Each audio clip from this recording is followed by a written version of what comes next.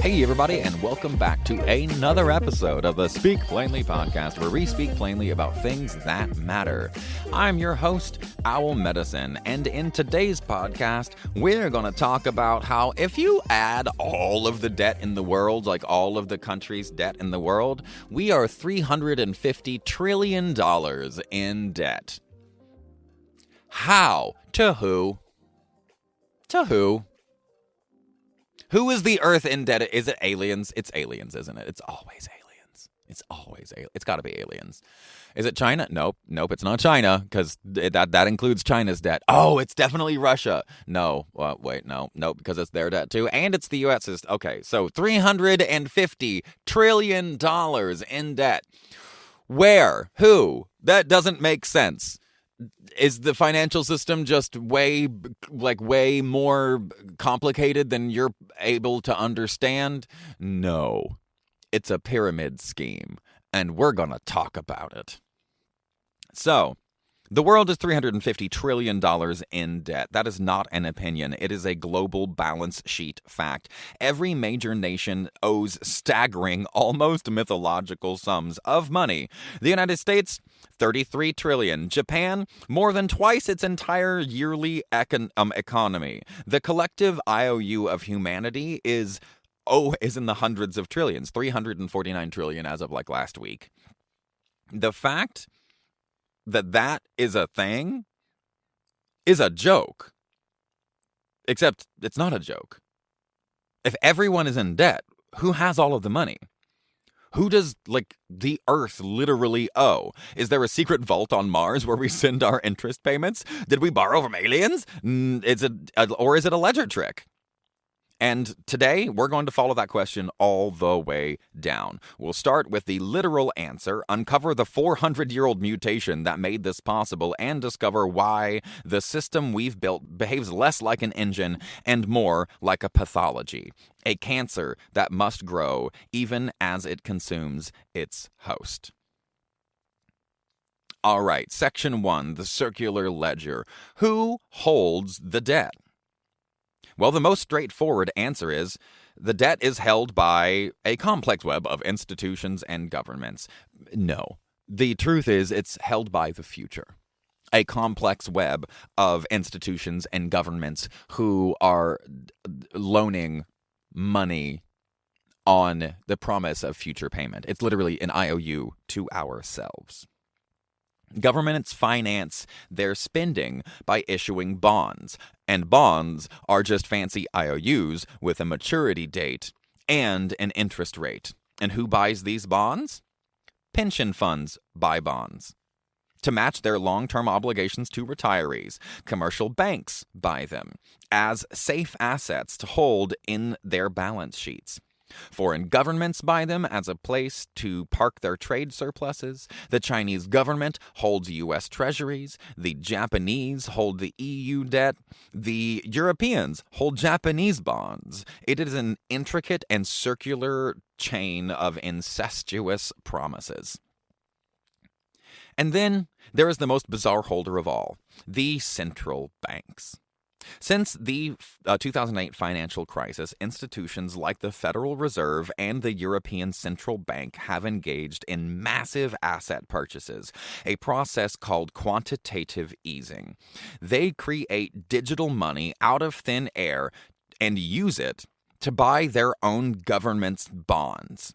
A significant chunk of the national debt is now owned by the government, to an arm of the government itself. It is literally the left pocket owing the right pocket. That's how this works. Because debt isn't just an accounting entry, it's a claim on future economic output. That's what I mean. This is a promise for future workers. This is, and I talk about this with my ADHD master class. There is a system, and the system needs predictability.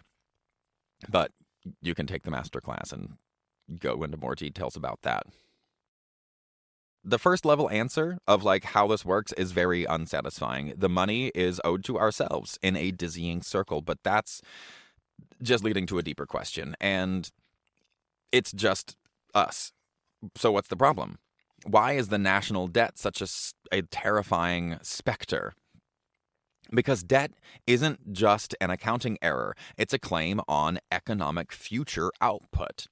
When you buy a bond, you're not just lending money, you're buying a slice of the country's debt, which again is based on that country's expected future. You're buying a slice of labor that hasn't happened yet. You're betting that its economy will be productive enough, that the government will be stable enough to tax its people and pay you back with interest. The global debt, therefore, is not just money owed, it is a planet-sized bet on tomorrow. The entire architecture of our modern world is built on keeping that bet alive. To understand how we got here, we have to go back to the moment we learned to sell tomorrow to pay for today. The original mutation from commerce to capitalism, and I've talked about this on this podcast before. For the most of human history, wealth and exchange were based on commerce. Commerce is straightforward. You have something, I want it, I trade you things for it, either money or another good. The profit is the margin between your cost and my price. It's tangible. It's about present goods and present needs. But that changed forever in 1601 in Amsterdam in a little coffee shop. That was the year that the Dutch East India Trading Company, the VOC, was founded. And it did something revolutionary. It was the first company to issue shares of stock to the general public. For a share price, you could own a piece of the company's future profits. Think about what that meant. Previously, if you wanted to profit from a spice voyage, you had to fund the entire ruinously expensive trip yourself, which meant you bared all of the risk. Now, you could buy a tiny slice of hundreds of voyages, and the risk was spread out. And crucially, the share itself could be traded. Suddenly, value was no longer locked in a chest of, like, pepper sailing from the Indies. Value is in a piece of paper in Amsterdam that represented a claim on future pepper. Not real pepper, pepper that is not even grown yet, not harvested yet. It was a promise. It's a piece of paper that promises a story about tomorrow, that promises a story that leads to profit tomorrow.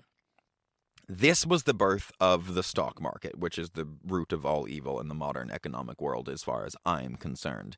And it was the fundamental mutation, the separation of wealth from tangible stuff, and its reattachment to speculative future gains. This is the problem, speculative future gains.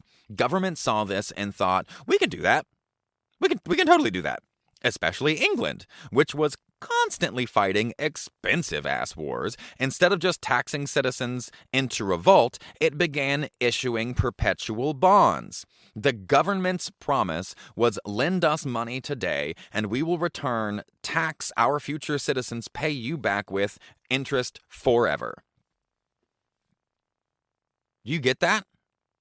Like, England was fighting a lot of expensive wars, and they were taxing the shit out of their people, and their people were overthrowing things and doing revolutions, and they would have peasant revolts, and it was really, really inconvenient. So they allowed people with a buttload of money, basically the landed class, to be able to loan them, the government, money for promise of future exploitation of the people that couldn't afford to invest in those future explorations.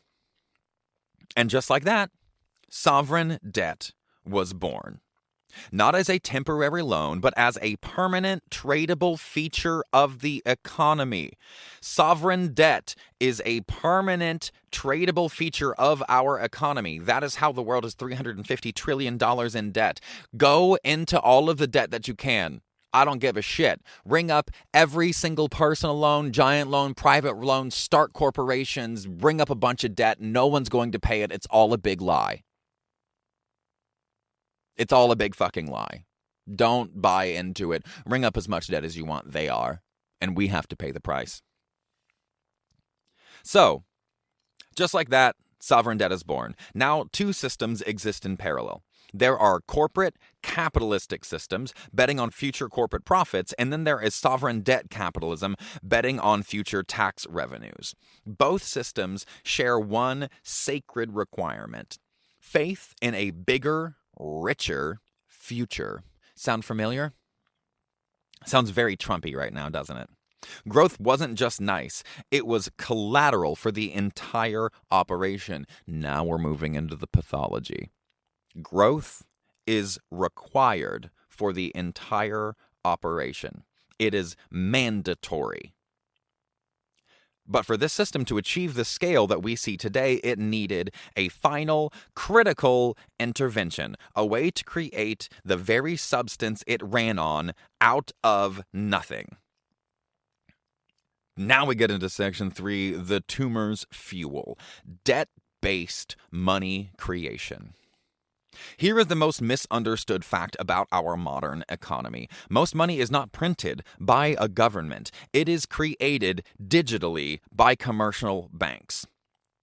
When you are approved for a $300,000 mortgage, the bank does not take $300,000 from someone else's deposit box. It types numbers into your account and it creates a $300,000 asset, your promissory note to repay plus interest, and a $300,000 liability, the money in your account. New money has been born. When you repay the loan, that money is destroyed. Do you get that? That's why you have to pay for your house twice. Like, if anybody who's ever tried to buy a house understands, like, if you're paying $350,000 for a house now, you will pay another $400,000 in interest. You'll pay for your house twice because there are two systems running simultaneously. And the banks are just creating the asset and the debt at the same time as you're paying it. It's insane. So over 95% of the money in developed economies is created this way, as a bank credit. 95%. It's not even the federal government printing money every year when they shut down the government, which they do that too, but that is a tiny percent, less than 5, because 95% is developed by a bank creating credit. Through this engine, it has a fatal design flaw: interest. The banks create the principal, the $300,000, but it does not create the interest. The system demands that you pay back $330,000. Where does that extra $30,000 come from? It must come from new money created elsewhere in the system through other new loans. This creates a non-negotiable mathematical imperative that the system must constantly create new debt just to service the interest on old debt. Like, they have to create new debt to pay old debt. They have to create new debt to pay old debt. The whole thing is so screwed. So stasis is impossible, and this is what I mean by it is cancer. Our economic system is cancer because, like, stasis, homeostasis, the thing that allows us to like function and live and stay alive because we have all of our needs met and we're not trying to grow constantly. Homeostasis, absolutely impossible. The system must grow. More loans, more spending, more economic activity, always and forever. If the flow of new credit, not new money, if the flow of new credit stops, the math fails.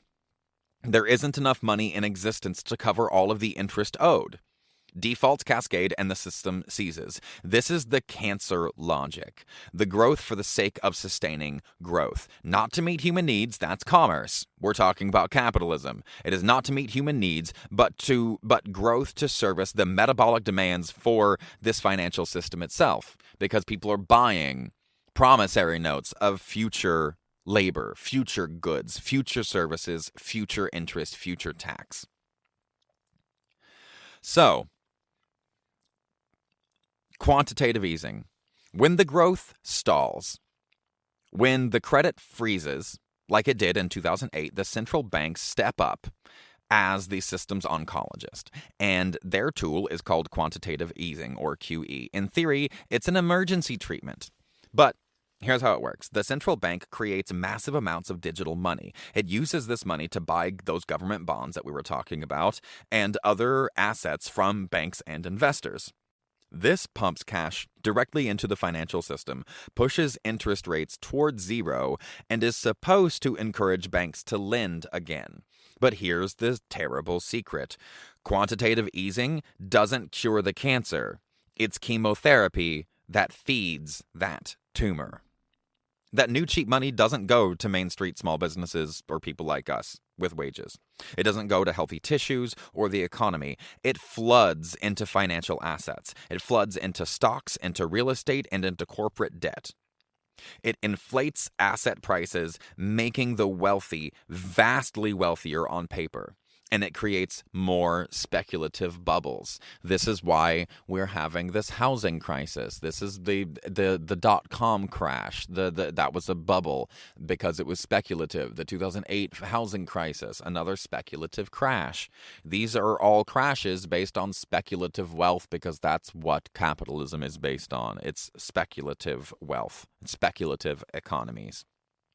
Worse, it creates zombie companies, businesses that should have died because they aren't profitable but are kept alive by perpetually refinancing cheap debt. This is how Uber works. This is how DoorDash works.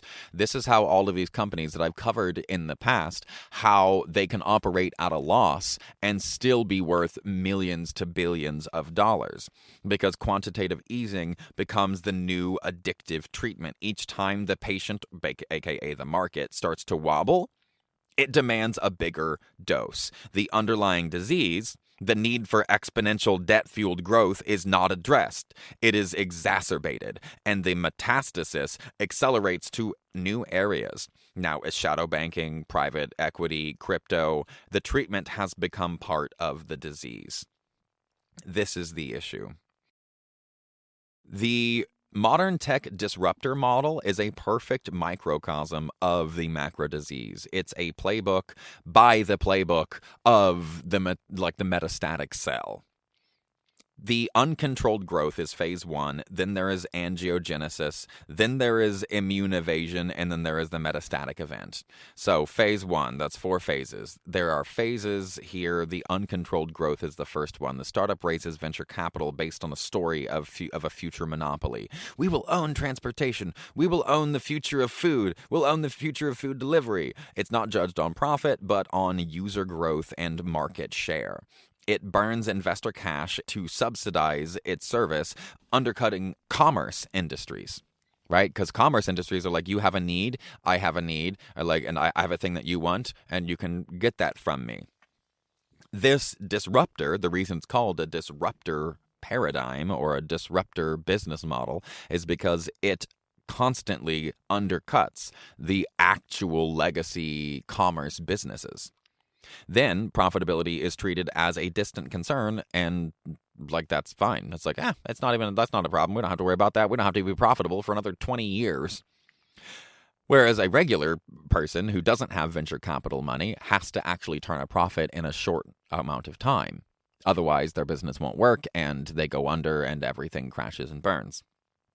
Phase 2, angiogenesis, which is the development of new blood flow to a cancerous cell. So phase 2, angiogenesis, growing its own blood supply. To sustain the cash burn growth, the startup has to constantly raise new, larger amounts of funding. Each round is predicated on even more aggressive growth metrics. The blood supply, the venture capital, must grow to feed the expanding tumor. Then phase 3 is immune evasion. It operates under the mantra, move fast and break things. It disrupts regulations. It classifies employees as contractors, and which avoids taxes, and then evading the host organism's natural defenses, the laws and labor protections and tax codes that normally keep commerce-style businesses operating in a semi-moral way. And then you have the metastatic event. This is the IPO. This is the moment that the company goes public. early investors and its founders cash out, transferring ownership of this like growth at all costs entity into public markets, into pension funds, ETFs, and retail investors. The cancer is now embedded into the broader financial tissues, meaning the markets are saturated with these tech bro disruptor things. That's why nobody can buy housing anymore. That's why nobody can deliver food anymore. That's why all of these markets have monopolies over them, or they have one to three things that you can choose from, because they have used venture capital money to undercut all of the actual hardworking Americans and operated at a loss, did some fancy accounting and some tax codes and some cheating, and did it all legally, and now they own everything. This has been the end game. The startup achieves its promised monopoly and becomes the big thing, and it can extract the highest rent it can, because now it's a dominant, profitable tumor. Our growth story here fails as it collapses. The former is celebrated as a triumph, and the system does not question the pathology of its path whatsoever. Just like, oh, look, you can start a business and it can become as wonderful as Uber. Not having any idea that Uber, like the entire process for Uber to become Uber, was fundamentally pathological and is a perfect example of everything that's wrong with our modern financial system. Which brings us to the final diagnosis, and by the way, it's terminal. Cancer has one imperative: to grow. That's it. It grows and grows and grows. Not to serve the body. It doesn't actually have any uses in the body. It grows because that's what it is coded to do. And there's no off switch. It hijacks all of our resources. It builds its own blood supplies, and it spreads until it consumes the host. And most of us who are trying to do things, we're trying to run businesses, we're trying to operate in the world, and we're all just a few cells away from cancer. As in, there is a tumor near all of us who is sucking the resources away from our small communities. A small business in my hometown here, not my hometown, the small business in the town that I live in just went under because the person who owned the building decided to double his rent, and just overnight doubled his rent, and he had to sell a business that he's been running for a very, very long time. And it's just another one of these venture capitalist fucks that they moved up here from Lodi, California, and bought a bunch of buildings and are just pricing people out and bringing new stuff in with venture capital money to be able to operate at a loss for a long time and extract the resources from elsewhere in the world, but they don't see where they're extracted from. They don't see the poverty that they're creating, so it's all fine. It's just business. Our financial system is cancer. Fully and completely, and I just wanted to explain to you the processes of how is the world $350 trillion in debt? It's because the entire thing is one big pyramid scheme. So take loans, go into debt, don't let it bother you. And when you go into debt, find a way to get into more debt to pay off your old debt, and just do that until you die. That's what I plan on doing. Just bring up more and more and more and more and more and more debt, more and more personal debt. Do it. It's all a big lie. There's no responsibility in paying down your debt. That's a lie that they tell us so they can keep a portion of the population as slave wage labor, while the landowners and the people who are essentially descendants of the aristocracy, which, by the way, if you actually look at the 20 richest people in the world, I think 12 of them are all descendants of the English aristocracy, and and which basically just meant they're friends of the crown. Those were the people who were able to invest in the first bits of capitalism with the Dutch East India Trading Company, which, by the way, I mentioned spices, but it traded people. People. Capitalism. They like to say that it started with spices, but it didn't. It started with people. That's the reason. People are way more valuable than spices. Labor is the most valuable thing in the world. Labor and attention. Because you have to have attention to make your labor valuable, but that's the most valuable. So if you want to know why the world's $350 trillion in debt, this is why. Because it's a giant pyramid scheme. So don't feel bad about your debt. Don't stress about your debt. Who gives a shit? The whole world's $350 trillion in debt, and it's all just on future profits. So hopefully you understand the system a bit better. That's what I wanted from this, is for you to understand that the system is not made for you to pay back debt. It's take advantage of the way the system is built, because they are taking advantage of you.